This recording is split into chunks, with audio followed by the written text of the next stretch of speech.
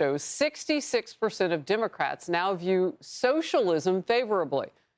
Only 42% say they have a positive view of capitalism. That divide is even sharper among Democrats who are under the age of 50. The Associated Press has this. The shifts underscore deep divisions within the party about whether open support for socialism will hurt Democrats' ability to reach moderates or galvanize greater support from people who are concerned about issues like the cost of living. All of that a quote. Here is reaction from some high-profile Democrats. I think that what it's about is the corruption and the rigging of the economy by the wealthiest few. I literally was in a former communist nation. And I asked that. I said, some people in my party, some of the lefties are talking about socialism now. What do you think? He's like, that's the worst thing ever. You're going to need a reality check if you ever adopt any of those things. You know, like you are morons. These systems are not working for the majority of Americans anymore. This world that we've inherited is not sustainable to human life, and there has to be a better way of doing things. Did you hear the Democrat senator from Pennsylvania, Fetterman, call people in his own party lefties? I mean, he does not like where it's going. Power panel now, Jeremy Hunt, Veterans on Duty chairman, former Army intelligence captain, and Julian Epstein, former chief counsel for the House Judiciary Committee. Great to see you both, gentlemen. Julian, can your party win now, since people say in majority that they like socialism? Can they win with a Mamdani or an Omar Fatah in Minneapolis as mayor? Not if they keep going far left, because it's not where the American people are. Socialism is a form of civilizational suicide, Harris. As Margaret Thatcher said, the problem with socialism is soon you start running out of other people's money. This idea, socialism, is being promoted by the academic left and the activists, tolerated by the party officials, mostly because these folks inside the Democratic Party have never built anything. And so what they do is they preach resentment of the Western free market democratic system. Meanwhile, they bathe in its riches. You know, just to circle back on your education plan, Roland Fryer has a beautiful piece in the Wall Street Journal today about how to fix the education problem coming out of COVID, and particularly the racial achievement gap.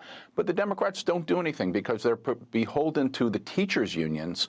And so rather than building and fixing things, and Roland Fryer lays out this piece beautifully in the Wall Street Journal this morning, but rather than fixing them, the Democrats are so bent on complaining about what they see as an oppressive Western free market system. And this is an illusion. Wow. The free market system of the West has liberated more people and lifted billions of people out of poverty more than any system ever. But all the left knows how to do is complain. Well, and that complaining keeps them right where they are, and it keeps all of us stuck if we choose to follow their way of thinking. But I'm excited about the future, and that is not the party you just described in Democrats. Jeremy.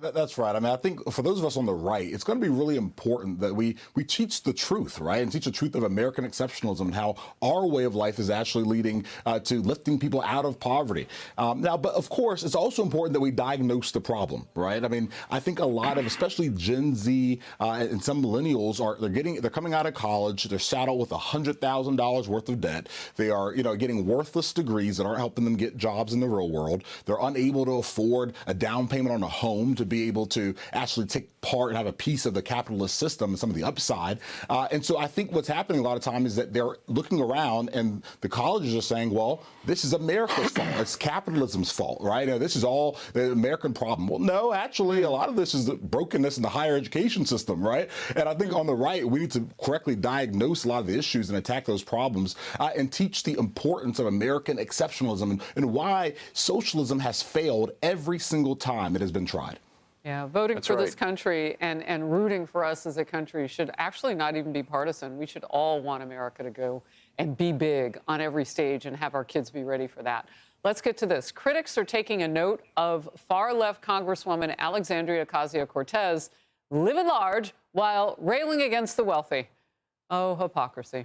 New campaign filings show that she dropped thousands of cash on her national Fighting the Oligarchy tour, along with Senator Bernie Sanders. She splurged at several luxury hotels for their stays on that tour and more. And this news after she was spotted flying first class to a Las Vegas town hall back in April. and even used a private jet on the tour. All that travel is estimated to have cost hundreds of thousands of dollars. But while they were enjoying the high life, here's what she was telling voters. They all have one central economic mission: to make billionaires richer at the expense of the rest of us. The agenda of dark money, to keep wages low and loot our public goods to give to the rich, is deeply unpopular. A certain ugly kind of politics to pay for tax cuts for the rich and bailouts for their crypto billionaire friends. Well, I'm glad the camera caught her reading most of that because, I mean, Julian, she certainly doesn't live what she's saying. And hey, if it's her cash, that's fine. Yes, but Harris, the hypocrisy of the champagne socialists who want to talk about how oppressive the democratic free markets are of the left, while they bathe in their riches. I mean, if it's not Bernie Sanders flying on private jets saying flying commercial is for little people, I don't have time for that thing, or AOC bathing in these luxury hotels, or even Hamas, if you want to take an extreme example, living as billionaires in Qatar, partly from the money that the West has funded it.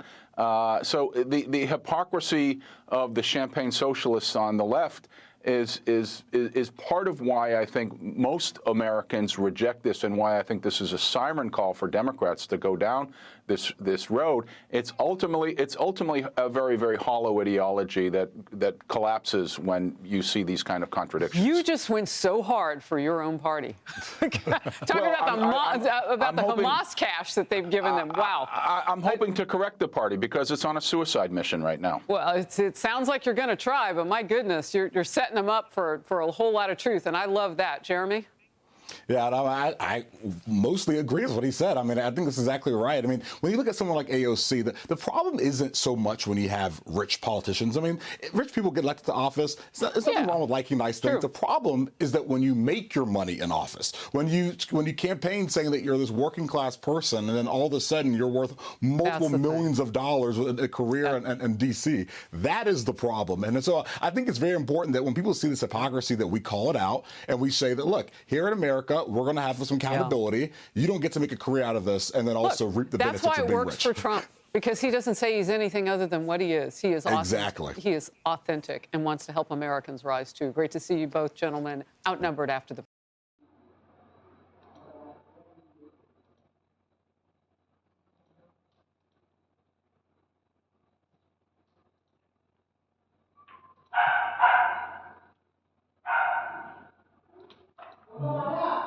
Hi.